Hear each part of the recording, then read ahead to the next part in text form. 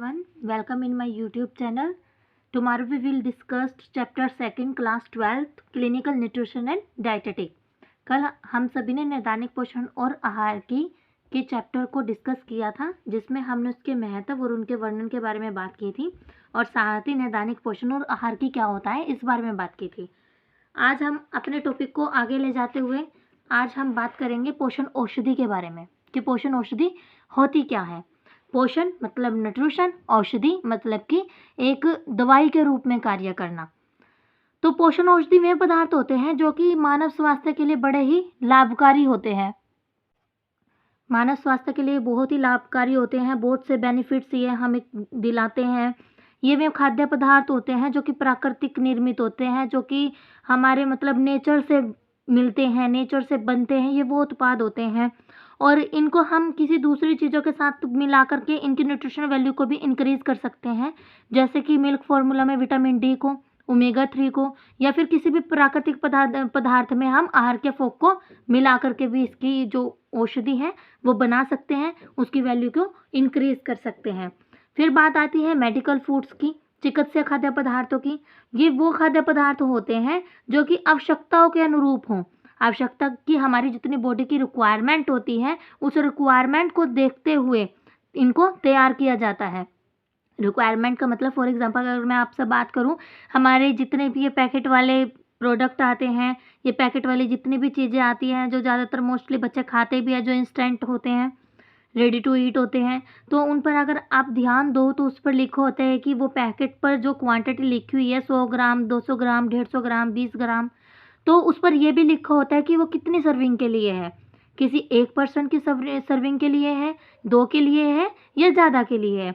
तो वो जितनी सर्विंग के लिए होता है उसी के अकॉर्डिंग उसकी क्वांटिटी होती है। तो जो ये चिकित्सा खाद्य पदार्थ होते हैं, ये भी हमारी आवश्यकताओं को देखते हुए, एक व्यक्ति की आवश्यकता कितनी होती है उसी को मद्देनज़र रखते हुए इनको तैयार किया जाता है। ये खाद्य पदार्थ किसी भी बीमारी या स्थिति की विशिष्ट आहार आवश्यकताओं के अनुरूप ही केवल डॉक्टर के नुस्खे और सलाह का उपयोग किया जा सकता है। मतलब ये हम खुद से नहीं लेते हैं मेडिकल फूड्स, जब तक हमें डॉक्टर सलाह ना करें, डॉक्टर हमें एडवाइस ना करें कि आपको ये चीज़ ले लेनी चाहिए। आगे आता है पादप रसायन और जैवक्रिय यौगिकों के बारे में, जो बायोएक्टिव्स होते हैं। ये वे खाद्य पदार्थों में पाए जाने वाले ऐसे अवयव होते हैं जिनकी मानव शरीर में क्रियात्मक या फिर जैविक क्रियाशीलता होती है, या फिर जो कि स्वास्थ्य को प्रभावित भी करते हैं। उसके बाद हम बात करेंगे basic concept related to clinical nutrition and dietetic के बारे में। तो आहार विशेषक, फर्स्ट है आहार विशेषक। आहार विशेषक हम डाइटिशियन को बोलते हैं हिंदी में। और डाइटिशियन का काम क्या होता है कि जो रोगी होता है उसको पोषण संबंधी सलाह देना, न्यूट्रिशन से रिलेटेड कि उसको क्या खाना चाहिए, क्या नहीं खाना चाहिए, तथा तकनीक सूचना के आधार पर उसे आहार संबंधी दिशा निर्देश या फिर सलाह देना। तकनीक संबंधी कैसे कि उसको ये बताना कि आपको कौन सी टेक्निक का यूज़ करना है, आपको कौन सी प्रोसेसिंग का यूज़ करना है कोई फूड।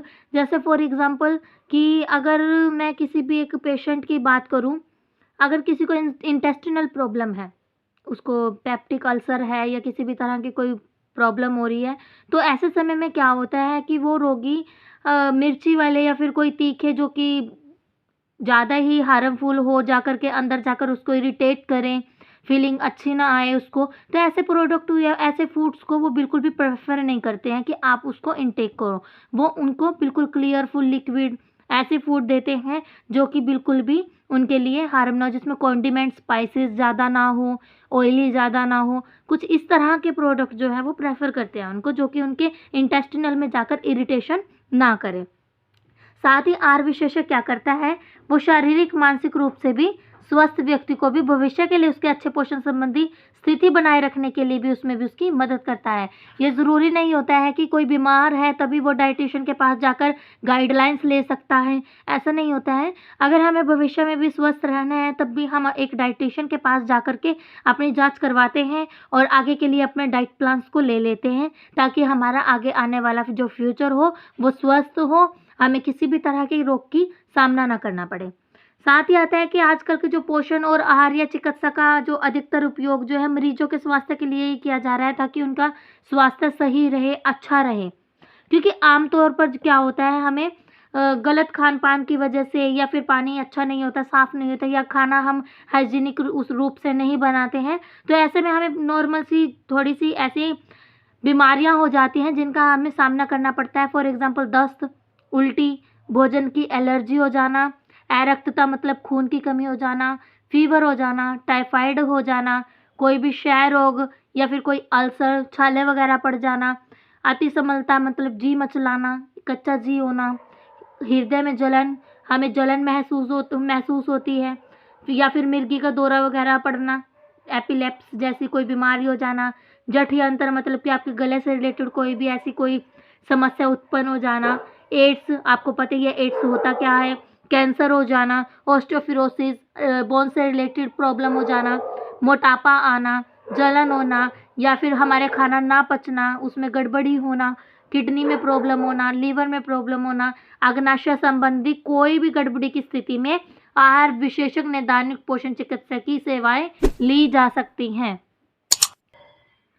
साथ ही उन मरीजों का जिनका ऑपरेशन होना होता है, ऑपरेशन से पहले भी और ऑपरेशन के बाद भी वो डाइटिशियन के सलाह के अनुसार ही अपना इंटेक करते हैं, फूड इंटेक, उनको क्या खाना चाहिए और क्या नहीं खाना चाहिए।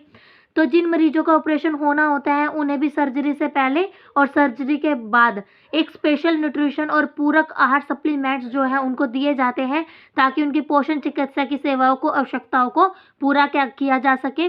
और मेडिकल फूड के साथ साथ उनको मेडिसिन के साथ साथ हम जो फूड देते हैं वो बड़ी जल्दी से उनकी बीमारी को रिकवर करता है, प्रिवेंट करता है, जिससे वो मरीज जो होता है वो बड़ी जल्दी से ठीक हो जाता है।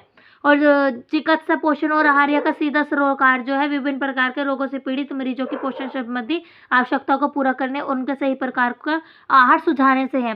सही प्रकार का आहार वो जो कि उनकी सेहत के लिए अच्छा रहे, जो उनकी बीमारी को जल्दी से कवर कर दे और उनको जल्दी से स्वस्थ कर दे।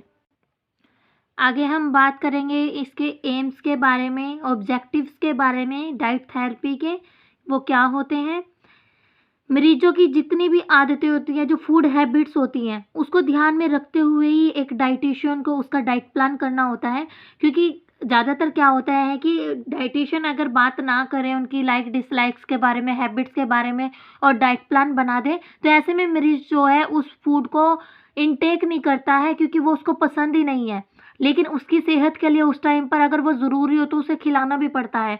तो अगर एक अच्छा डाइटिशियन की बात करें, जिसको नॉलेजेबल डाइटिशियन होता है जैसे, तो वो सबसे पहले उसकी फूड हैबिट्स के बारे में बात करता है कि आपका खान-पान कैसा है, आपको क्या पसंद है, आपको क्या पसंद नहीं है, और उन सबको ध्यान में रखते हुए ही उसकी आहार की सूची को वो तैयार करता है। सेकंड पॉइंट आता है कि बीमारी की स्थिति को सुधारने या उसे कंट्रोल में रखने के लिए ही हमें वर्तमान आहार में परिवर्तन करना पड़ता है। हम उनसे बात करते हैं मरीजों से और पूछते हैं कि आप क्या कुछ खाते हैं दिन में, किस तरह का आहार आप लेते हैं। फिर उसी तरह के आहार में हम कुछ चीज़ों को ऐड कर देते हैं और कुछ को अवॉइड करने के लिए बोल देते हैं, और ऐड करने वाली ऐसी चीज़ें होती हैं जो उनकी बीमारी की स्थिति को सुधारे। थर्ड पॉइंट आता है पोषणहीनता मतलब कि डेफिशिएंसी, न्यूट्रिशनल डेफिशिएंसी। तो ऐसी स्थिति में क्या होता है, पोषण युक्त मतलब कि जो भरपूर हो पोषण से, ऐसे आहार को हम उन्हें कहते हैं कि आप ऐसा आहार खाएं। दीर्घकालिक बीमारियों की स्थिति मतलब कि जो बहुत लंबे समय से चल रही होती हैं, तो ऐसी स्थिति में भी हम उन्हें उपचार द्वारा मतलब कि ट्रीटमेंट के द्वारा अल्पकालिक और दीर्घकालिक समस्याओं को रोकने में मदद करते हैं। जो कि दीर्घकालिक होता है बहुत लंबे समय से चल रही हो, अल्पकालिक जिसको कम ही समय जो है हुआ है अभी, तो ऐसी बीमारियों को रोकने में भी ये मदद करता है।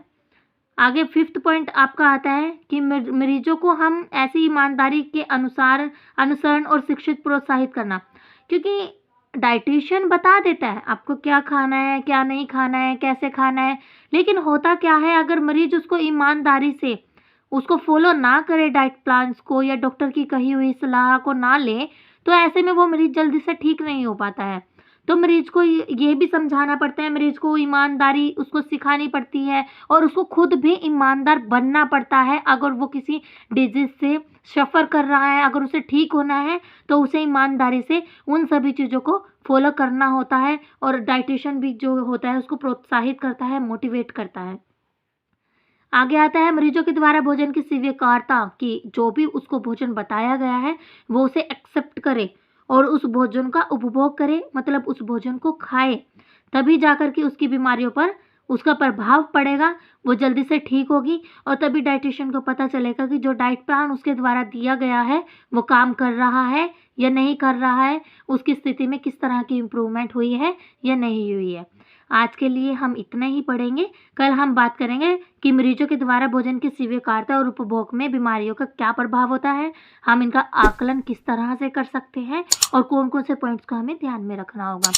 चैनल को सब्सक्राइब कीजिए, लाइक कीजिए और सब्सक्रिप्शन का बटन दबाइए ताकि आपके पास सारी वीडियोज़ के नोटिफ़िकेशन आते रहें। धन्यवाद।